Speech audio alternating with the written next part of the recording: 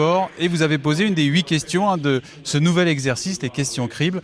Je le précise, présidé par Roger Romani, Gérard Larcher, le président du Sénat, étant en Afghanistan. Alors, Éric Besson vous a dit que finalement vous aviez fait du bon travail quand vous étiez ministre de l'Intérieur.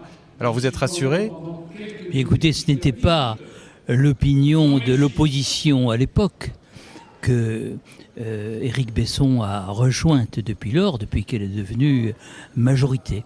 Mais enfin, j'ai entendu ce qu'a dit Éric Besson. Je crois aussi qu'il y a une différence fondamentale entre la politique que mène Éric Besson et la mienne. Bien évidemment, toute politique de l'immigration est une politique difficile. Tout cas humain mérite attention. C'est une politique pour laquelle il n'y a pas de solution idéale. Mais néanmoins, je n'ai jamais donné des consignes chiffrées aux préfets. Et par conséquent, je leur ai donné toujours une très grande latitude d'appréciation. Là, on est à 27 000 pour cette année. Eh bien, on était certainement à 10 000 ou à peu près. Et par conséquent, il y avait une marge beaucoup plus considérable. J'ajoute qu'on ne connaît pas le nombre d'étrangers en situation irrégulière par définition. On le chiffre à 100 000, 200 000, quelques-uns vont même plus loin. Mais bon, c'est à peu près... je dirais, la fourchette.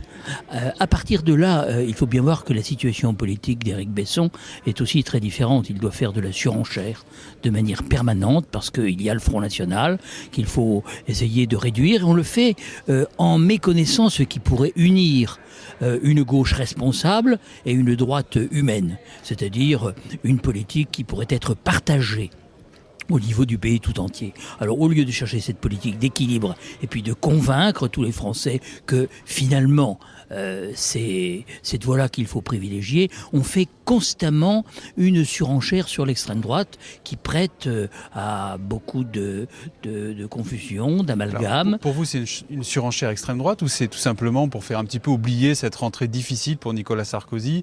Est-ce que c'est un contre-feu, on va dire, classique dans la communication élyséenne? Écoutez, je ne veux pas, moi, me risquer à commenter la communication.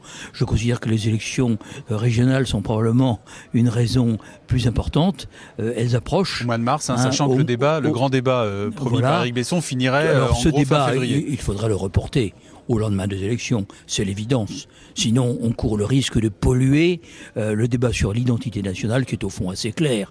L'identité nationale de la France, depuis 1792, c'est l'identité républicaine. Nous sommes une république, et par conséquent, la France se définit comme une communauté de citoyens, sous les auspices de grandes valeurs, liberté, égalité, fraternité, point à la ligne. Il n'y a pas lieu de rouvrir constamment ce débat, sauf alors à vouloir prêter à confusion et à faire revenir les vieilles conceptions de la nation ethnique. Alors vous irez dans les préfectures, les sous-préfectures, participer au débat comme les syndicalistes, les syndicats, les associations sont conviés jusqu'à moi, je fin pense février. que j'aurais mieux à faire. Vous auriez mieux à faire? Non, j'aurais mieux à faire. J'aurais mieux à faire. D'accord, très bien. Écoutez, Jean-Pierre Chevènement, merci d'être resté avec nous.